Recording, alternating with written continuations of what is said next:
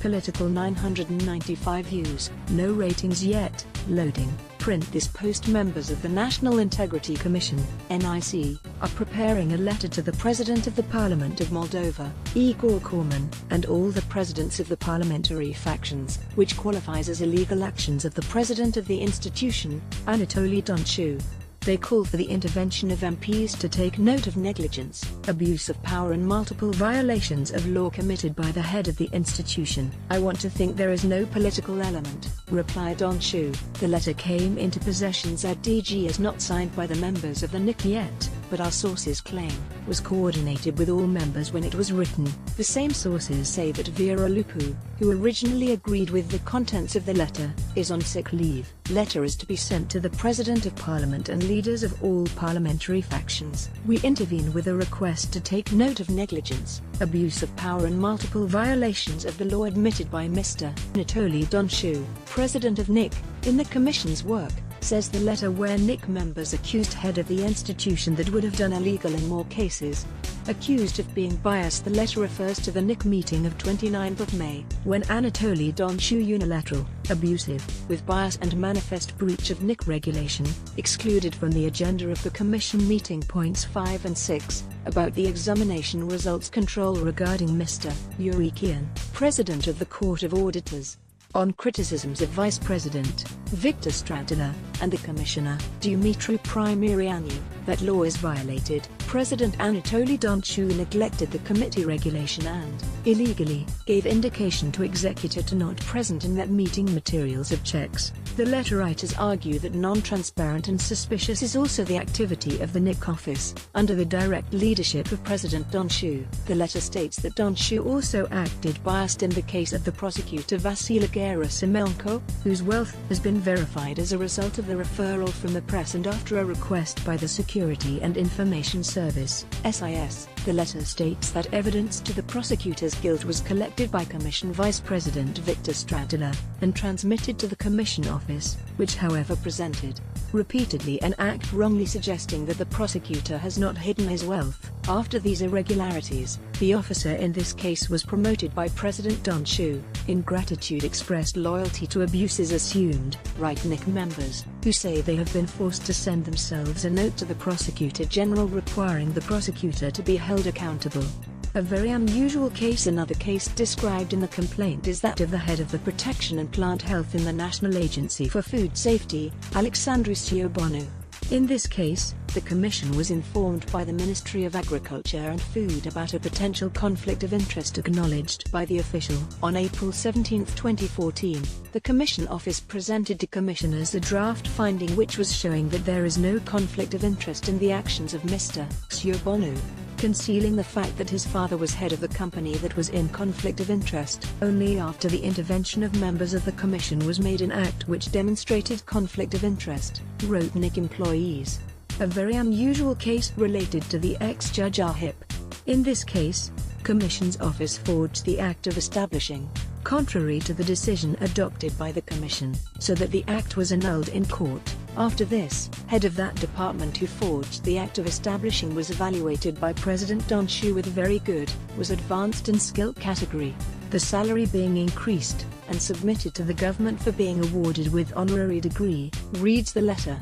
In the NIC are formed two camps. NIC members complain about Anatoly Donciu that breach of the principle of equality of commissioners, totally excluded members of the Commission to improve the legal framework of activity of NIC. Thus, although since April 2013 members of the Commission made proposals related to this issue, bill proposed by Parliament was not discussed and coordinated with members of the Commission. About the fact that this project is already in Parliament, Commission members have found from the website of the Parliament. In this context, it is worth mentioning the situation with project implementation statements online. Starting in October 2013 of this project was held in secret, without being informed Commission members, reads the letter. President Donciu's hostile attitude towards members of the Commission is imposed to employees of NIC office, whom President Anatoly Donciu requires not to submit to the Commission members information and documents requested by the Commission members needed in their work. This attitude of the President led to the division of Commission into two camps, one,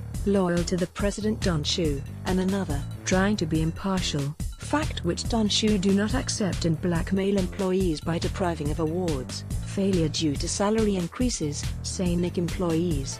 Personal driver and 150,000 lei for affirm. The letter writers say that Anatoly Donciu has hired a personal driver, whom he is paying 3,300 lei monthly. He also hired 2 graduates as lawyers, with a monthly salary of 2,100 lei. Without those functions in the staff, the president believes that the driver's work should be paid better than the work of a lawyer, wrote members of NIC. From here, quite eloquently, it appears that President Anatoly Donciu pay more attention to his personal interests than the driver take him to lessons he has at National Institute of Justice and University of European Studies, that the good work of NIC, being absent from work an absolute majority of the time, and during academic sessions, missing for days. In fact, the President Anatoly Donciu is more interested in teaching than leading the NIC, although absent longer from NIC and does not recover additionally the missed time.